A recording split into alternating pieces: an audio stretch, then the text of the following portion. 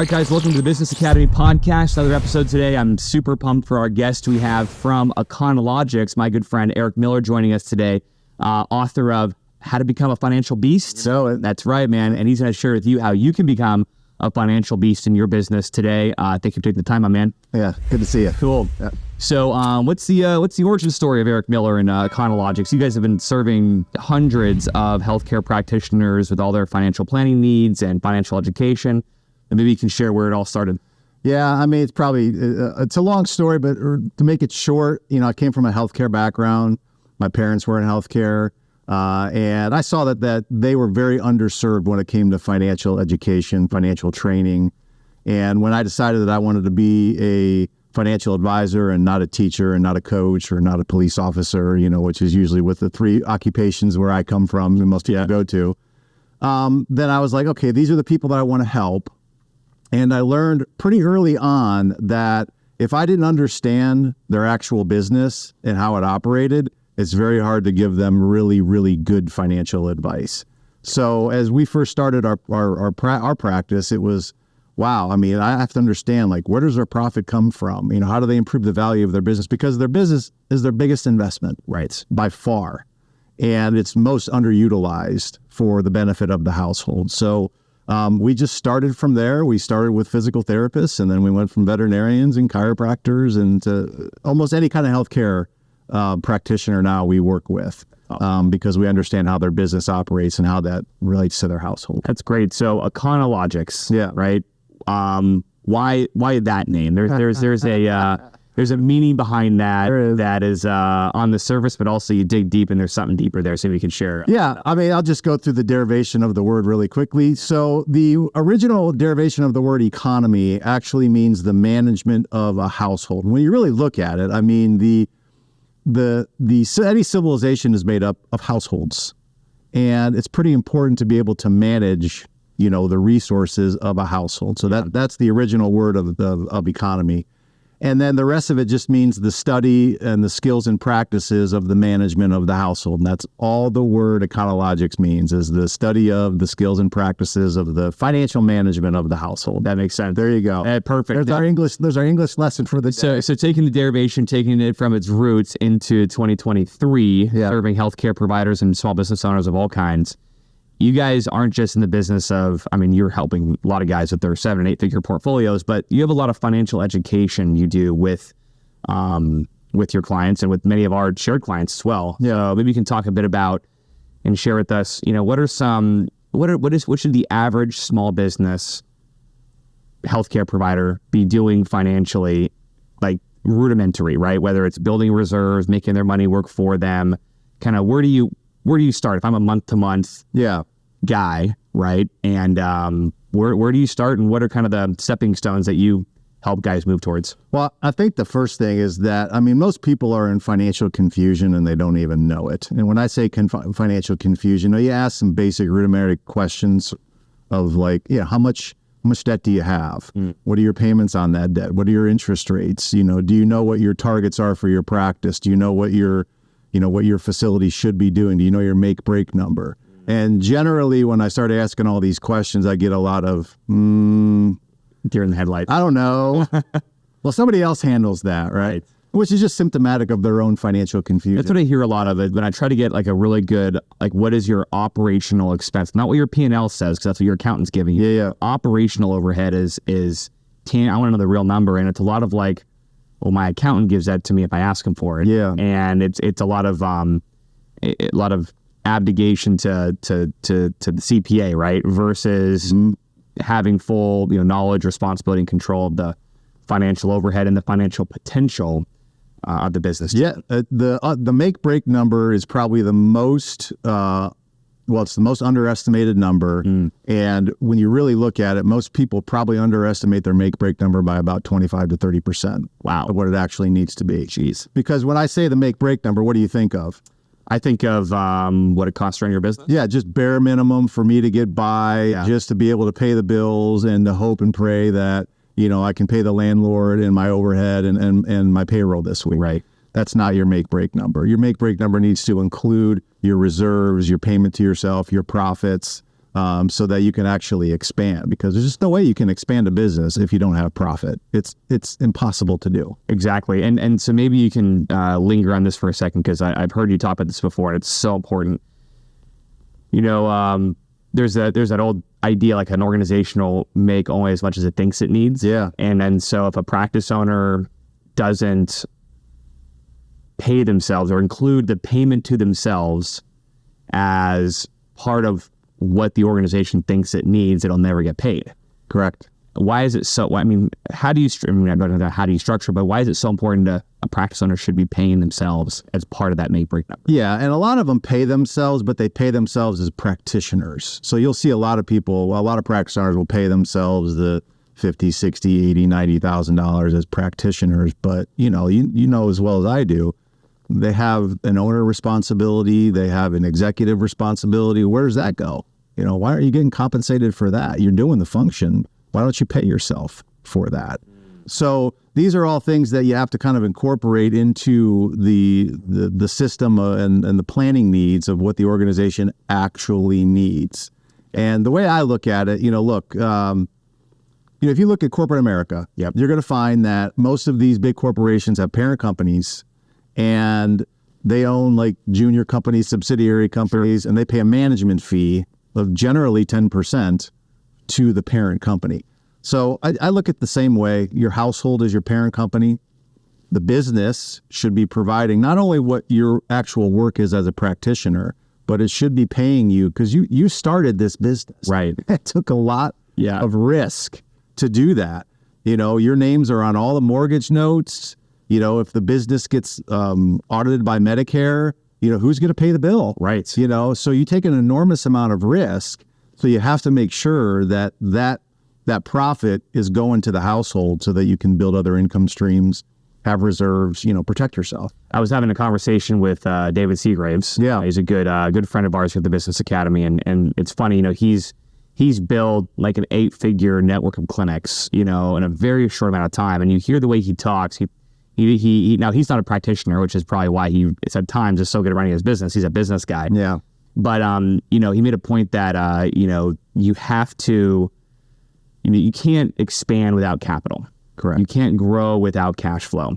And so if you're afraid to sell, you're afraid to build a profit, or you're just not making the effort to do so or learning how to do so, that's probably more important. If you're not learning how to do that, then you're always going to be small unless you have a proper rainy day fund there to take care of the business just in case. You're paying yourself, but also you're building enough cash flow to have capital to build something else. We're not Silicon Valley. We're not getting a $5 million, round one seed funding for our practices. We have to build it from scratch, and create our own cash flow. So, and we can't depend upon government assistance, every time that there's a crisis either. Exactly. So yeah, that's a very good point. So if we understand the value of building, obviously excess cash, we know our make break. Yep. We're building a reserve fund. We are paying ourselves the proper management fee on top of, what the you're getting paid as a clinician.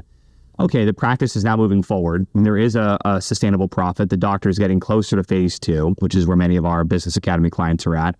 So now, I guess now what do you look at next as when you're educating, working with your clients? If those kind of base camps are taken care of, and then there's excess cash, what direction do you do with it? What do you do with it? Yeah, what do you do with it? So that's just part of a strategy then. So now the game is, okay, I'm starting to pull profits. I'm starting to accumulate cash. What do I do with it? I just don't want to sit in a bank earning, 1, 2, 3, 4%. Sure. It's got to be put in motion so that it can create more cash flow for the household. Because the idea is that you don't want to depend upon the business for the rest of your life as your only source of income. So now if you can take these profits, you can start investing in other areas, which, include real estate. It includes, typical wealth management, stocks and bonds. It includes, maybe other businesses, other ventures, or whatever it is that's like that you like to do, or that or you have some competency in. Just don't throw the money towards things that you're just like, well, my Uncle Joe said this probably would be a good investment, so we'll try this. Yeah. You know how hard it was to make that money, so you want to make sure you understand where it's going. So that's usually the next phase after that. And as you know, as the empire grows now, it becomes more important to manage risk, where a lot of people don't think about that. It's like, hey, the bigger that you get, of course, you're going to be now subject to attacks. Right. Because that's going to happen to everybody. Yep. You start getting to a $5, $6, $7, $8, $9 million clinic, you're going to get sued. It's just the way of the world right now. So now it's like, how do I protect all this stuff? So you definitely go through different phases. Interesting. As things go. And of course, you're looking at like, how am I going to exit this business? Right. What's my strategy of doing that as well? That's a good point. I think that's a lot of where the headspace is for a lot of docs is, okay, right now my time is exchanged for income. So the amount of time I put into my business, I get income, but a real business should be making money on its own without you having to be there. Yeah. And so we walk forward through these steps. You've talked about obviously different opportunities to grow wealth here. Now we're talking about an exit. What are some things that you found, and you've educated your clients on what you should have in place to have a good, well-rounded business that has the highest profitable exit? Well, you got to look at who your buyers are. Who's going to buy the business? Who wants this business? And in a lot of cases right now, there are a lot of private equity money that's moving into the healthcare space. So private equity basically is private money. Yep. They form these management groups that go out there and try to buy, different kinds of healthcare practices, whether it's chiropractic, whether it's veterinarian, whether it's physical therapy, whatever it is. Mm-hmm. And there are very specific things that they're looking for, to be able to acquire these kinds of businesses. I'm listening. Okay, very good. They want consistency, right? So if you're going to try to buy multiple practices, because all they're trying to do is to grow this big ball of EBITDA or profit, right? That they can then sell to a bigger group for a bigger multiple, right? Got it. It's just a game to these guys. So if you're trying to sell your practice, or if you want to sell your practice for maximum value, and you don't have to sell to them, but I mean, this is the way of the world. It's a nice benchmark, whether you're selling them or not, because they know if they want this, then of course it would be valuable for anybody else that's buying it too. Exactly. So I would say, number one, the business can't just be dependent upon you. So if you're the main producer, the value of the business is going to be substantially lower, right? Substantially lower, just because it's just dependent upon one person or one practitioner. So having multiple practitioners obviously is going to be important. Yeah. Not just you that's doing all the production. Got it. I would say making sure that you show a fairly low turnover of key personnel. Because what are they buying? They're buying a group of people that are coordinated. I mean, there's a lot of value in that. So if they see that there's a ton of turnover and, that's a toxic environment and, everyone's yelling at each other, then number one, you'd probably get no production going on anyway. True. But if they see that, that's like, okay, that's a good indicator. How well known is the practice in the community? How well have you done your promotion? Financially is probably the most important thing. Is how profitable is the business. If you're running at a 5% margin, a 10% margin, the value of the business is going to be based upon your net profit. Right. So it's got a ton of different, names that people call it, but that's really what it's going to be based upon. So they usually take a multiple of that. Okay. And that can range depending how big you are. Right. If you're 4 or 5, if you're like David, the big range right there, you could get, a 9 or 10 multiple of your earnings. So if you're doing 600,000 or 700,000 of earnings, then you can do the math. Makes sense. I imagine there's the value on paper, which is what you're discussing there towards the latter, but then you almost have a bit more negotiating leeway when you have an operation that is stable, like you said, consistent, doesn't rely on you, and has a good team that's going to continue with them, because they want it as plug and play as possible. That nets a bunch and they can build it up and flip it. Yeah.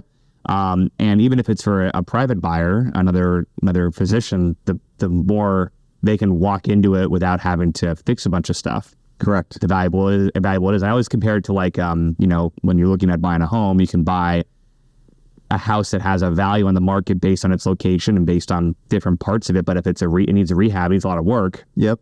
Then the value of the home is lower versus something you can walk into, it's ready to go and needs minimal fix-ups. Correct. I'd say another big thing too is your patients. Like, are you seeing new patients? Is your new patients growing as opposed to going sideways or going down. Like, who wants to buy something that's going sideways or going down? Well, they'll buy it. They just won't give you max value for it. Right. So that'd be another really key indicator right there of how well the value is going to be. That makes sense. Now, with that being said, you wrote a book. Yeah. Right? I did. You're now a writer. I'm next in line. I got to get the same thing done too. But you titled it, Becoming a Financial Beast. Yeah. So, how do you become what's the first thing we all can do to become a financial beast? What's the either mindset or actionable thing that every practice owner can start doing to get more into their beast mode when it comes to their money? Well, I named that. I didn't survey it very well, but I thought it was cool. Yeah. I was like, well, the biggest YouTuber is Mr. Beast. That's right. So it's like, it's a great word. What is a financial beast? I think it's, to me, it's someone, look, we all complain about all the external factors out there that are affecting our wealth, and they are. I mean, we have, the monetary system is crazy, the tax system is crazy, healthcare system is crazy. All these systems are crazy. Yeah. They're extracting wealth from everyone. But when you really look at it, 99% of the financial condition that you or me or anybody else in is an inside job. It's what we're doing that's affecting that. Yeah. So I look at, financial beast is someone that simply has control over their environment, over their financial environment. And they're doing all the right things to be able to dominate and conquer at least their little sphere of influence. So it kind of starts there with like the idea that, I can control my outcome. I think that would be the first place that it would start. Totally. It's so easy to complain about inflation at 6, 7, 8%, and the Fed's printing money, or interest rates are going up, or I put my money in crypto and I made all this money that I lost all of it, or this, or my, or Aetna or Blue Cross isn't raising reimbursements on pace with inflation, which they're never going to do. Nope.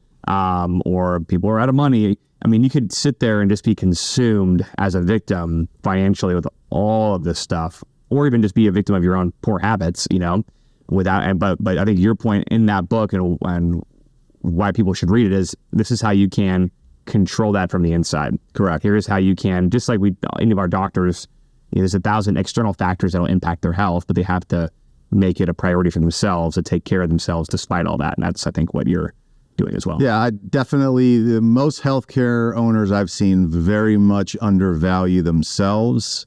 And that causes it, because they're usually the last to get paid. Right. And which is such a because everyone out there thinks, these greedy business owners, they're always the first to get paid. That's never been my experience. Never been my. Whenever I hear just a rant a bit, like whenever I hear whether it's a certain politician or whatever, we gotta, the top 1% need to pay their fair share, and thus this whole tax initiative needs to be implemented. That's going to impact who?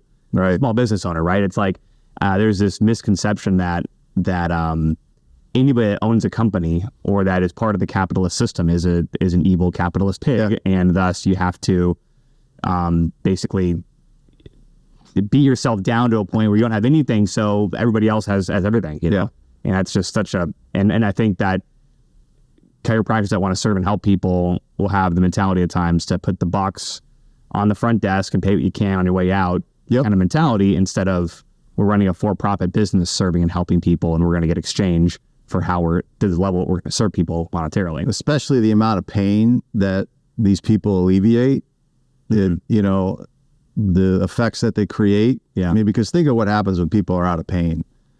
They're nicer. Everything changes. They're more productive. Yeah. And I just don't think people really understand the value of what happens to a community when you're serving that many people doing that. And the only way you're going to do that at the scale that you want to is if you pay attention to your finances.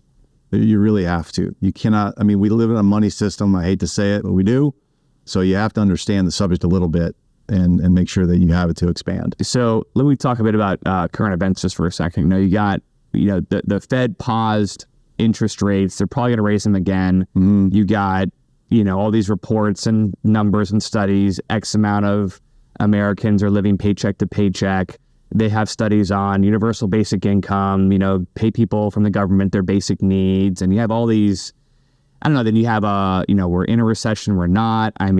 There's a lot of noise out there right now. And I think we've already alluded to this to a degree in this conversation, but with all that noise, how do you what are some disciplines or habits you can start with to get in control of your financials? Yeah. Despite all this noise, right? You have the right headspace as to how to take control, but gosh, where do we start? I hate to say it's so simplistic. You got to have a plan or at least a strategy, and it would start with there. Yeah. And the plan would need to contain, okay, here's exactly where I'm at, and here's exactly where I'd like to go. And I say, I tell the ideal scene to most people of what their financial condition should look like. You do the same thing with their business, right? I just say, look, your household what should financially your household look like? Well, number one, you should have an abundance of income coming in from multiple sources. Yeah, that sounds good. You should be free of all bad debt, not all debt, but all bad debt. Yeah, I'd like to have all my bad debt paid off. Your business should be profitable, sustainable, and valuable. Your assets should be protected from taxes, inflation, and lawsuits, and you should have time to pursue whatever life goals that you want, right? Yeah, that sounds great. That's the ideal scene.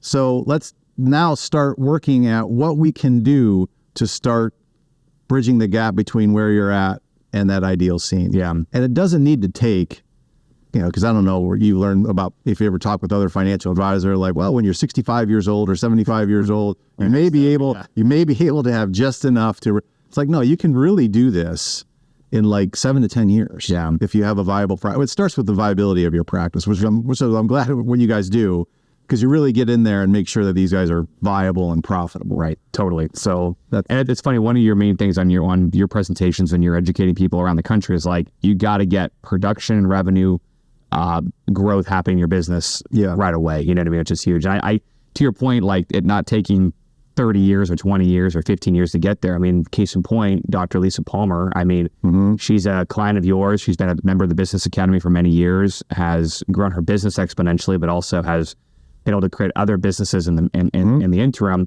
And then they are like, so I've sat down with them in their kitchen, like, and I've gone over their financials, and they follow your guys' instructions to the T on how they pay themselves, how they set themselves up for the future, and how they are literally building wealth. Because you can make you probably see it all the time. You can make $5 million a year as a practice and go, I made it, and then you're spending 5.1, and there's nothing at the end of the month or at the end of the year to show for it, besides the fact that you're playing this rat race, right? That phenomenon it occurs in $500,000 practices. It occurs in $20 million businesses where every dollar is spent if you allow it. Yeah. And I think the biggest thing they did was make sure that there's someone in control of the finances.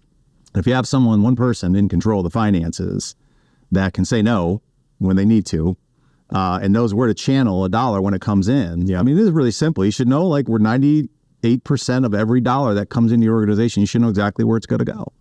And to your point, they did that. And after a while, it was tough in the beginning, like it always is, right? You get a lot of resistance. You find out, like, okay, who's giving me the resistance to do this? Where is, we call it the financial resistance wave. You get all this pushback. Where is this coming from? Who doesn't want me to have money? You kind of find out who they may be, yeah.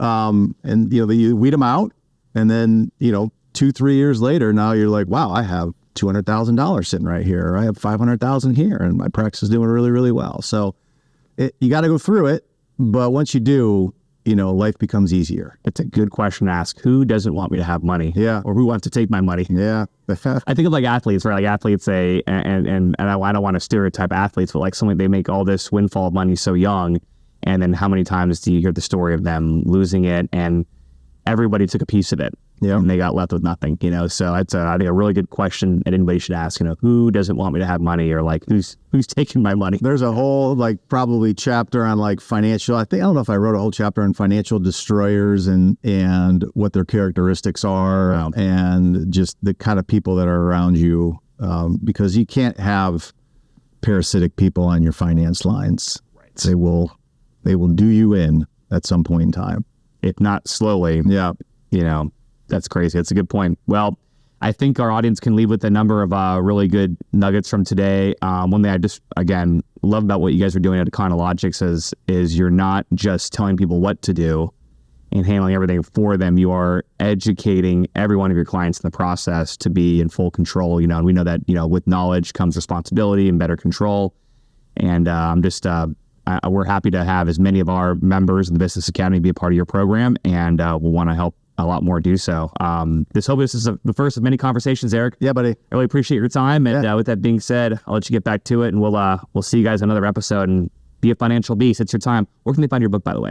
You can get it on Amazon. How to Become a Financial Beast. Sweet. How to Become a Financial Beast by Eric Miller of Econologics. And for any more information on Econologics, they can find you at Econologics Financial Advisors. Awesome, my man. Thanks for your time. Thanks, buddy. All right, guys. We'll see you for another episode next week. Take care for now.